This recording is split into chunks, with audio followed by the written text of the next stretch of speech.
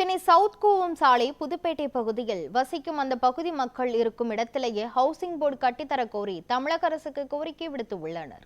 இதுகுறித்து நமது செய்தியாளர் ரஃபிக் அந்த பகுதி மக்களிடம் நடத்திய கலந்துரையாடலை தற்போது பார்க்கலாம். சென்னை புதுப்பேட்டை இருக்கக்கூடிய பகுதியான சவுத் கூவம் ரோடு சாலை தற்போது இருந்து வருகிறோம். இங்கு சுமார் 50 ஆண்டுகளுக்கு மேலாக இங்கே இருக்கக்கூடிய பகுதிவாசி மக்கள் வாழ்ந்து வருகின்றனர்.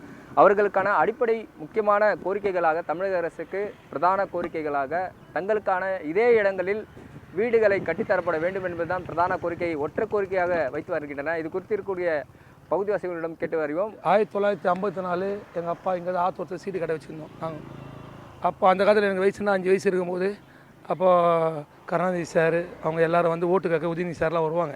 இது அவங்களோட தொகுதி. அதனால் இங்கே வந்து மெஜாரிட்டியாக அவங்கள அடிக்க இங்கே யாருமே ஆள் இல்லை. எந்த கட்சி வந்தாலும் யார் வந்தாலும் எது வந்தாலும் இது வந்து சேப்பாக்கம் வந்து உதயநிதி இதுதான் அவங்களோட லேபிள். எந்த ஆள் எந்த கட்சி எப்படியாப்பட்டவங்க உள்ளே வந்தால் கூட இங்கே கேட்க முடியாது. புது கட்சி வந்தாலும் பழைய கட்சி வந்தாலும் நான் எத்தனை வருஷம் கொட்டை போட்ட கட்சி உள்ளே வந்தால் கூட வேலை ஆகாது. ஏன்னா இந்த லேபிளே வந்து இது உதயசூரியன் கட்சிக்கு தான். அது இந்த புதுப்பட்டியே ஒன்று. ரெண்டாவது வந்து நாங்கள் ஆற்றுலலாம் இங்கே கடை வச்சு நாங்கள் வாழ இருந்திருக்கும்போது அப்போது எனக்கு வயசு ஒரு 6 வயசு 7 வயசு எங்கள் அப்பா இருக்கும்போது நாங்கள் வந்திருக்கேன். எங்கள் அப்பா 1954 இங்கே வந்து பர்மாகதியாக வந்து தலைவர் தான் ஒரு 90 கடை கட்டி கொடுத்தாருங்க எல்லாருக்குமே. கடை ஆற்றுல கட்டி கொடுக்கும்போது அப்போ எல்லோரும் வந்து வீடு இல்லாதவங்க ஆற்றுல வீடு போட்டு அப்போ கட்டினாங்க. கட்டி முடிச்சவங்களும் அவங்களும் என்ன பண்ணாங்க, ஓட்டு வீடு. அப்போ ராஜேந்திர சேப்பாக்கம் இந்த ஸ்டேடியத்தில் அப்போ ஓட்டு வீடாக இருந்தது. எல்லோரும் இருந்தாங்க, போலீஸில் மொத்தம் பேருமே.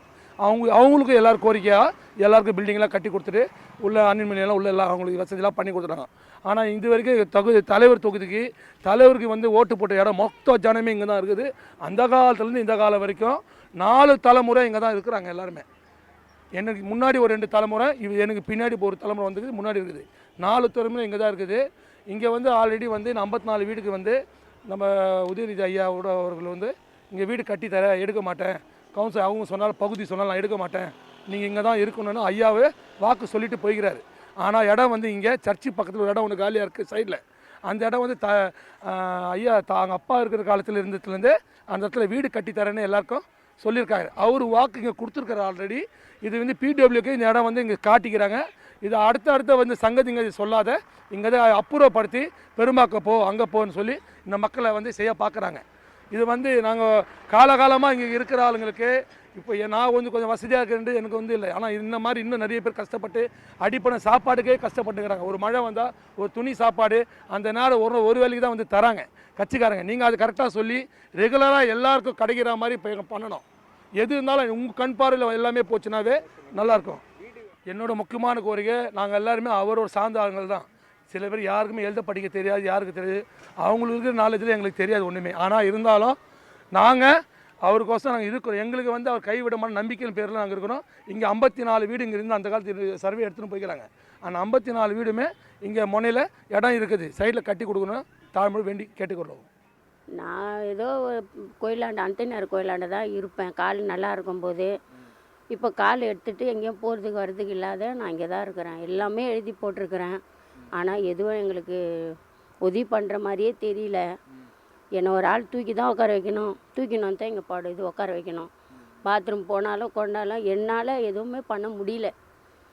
அந்த அளவில் இருக்குது. இங்கே முகம் போட்டாங்க, போய் எழுதியும் கொடுத்துட்டு வந்தாங்க, எந்த முயற்சியும் எடுக்கல ஐயா. ரொம்ப கஷ்டமாக இருக்குது. இந்த பொட்டி கடை தண்டல் வாங்கி போட்டு தான் இதை வச்சு நான் சாப்பிட்டுனுக்கிறேன். ட்ரீட்மெண்ட்டும் எனக்கு வேணும், உதவியும் வேணும், வீடும் எதுனா கொடுத்தா என் பிள்ளைங்களுக்கு தான் உதவும். நிச்சயமாக இங்கே இருக்கக்கூடிய பகுதிவாசி மக்களுக்கு பிரதான கோரிக்கைகளாக தமிழக அரசுக்கு இங்கே நீண்ட வரிசையாக இருக்கக்கூடிய பல ஆண்டுகளாக வசித்து வரக்கூடிய பொதுமக்களுக்கு இதே இடங்களில் தங்களுக்கான வீடுகளை கட்டித்தரப்பட வேண்டும் என்பதுதான் பிரதான கோரிக்கையாக உள்ளது. அது மட்டுமின்றி தமிழக துணை முதலமைச்சரும் வந்து வாக்குறுதி கொடுத்து சென்றதாகவும் தெரிவித்து வருகின்றன. அதன் அடிப்படையில் உடனடியாக தமிழக அரசு கவனத்தில் எடுத்துக்கொண்டு இங்கே இருக்கக்கூடிய பகுதிவாசி மக்களுக்கு சுமார் 54 வீடுகளுக்கு மேல் இருக்கக்கூடிய 60 வீடுகளாக இருக்கக்கூடிய பகுதிவாசி மக்களுக்கு வீடுகளை அமைத்து தரப்பட வேண்டும் என்பதுதான் பிரதான கோரிக்கை உள்ளது என்று தெரிவிக்கப்பட்டு வருகிறது. நியூஸ் 7 தமிழ் செய்திகளுக்காக ஒளிப்பதிவாளர் சந்திரனுடன் செய்தியாளர் ரஃபிக்.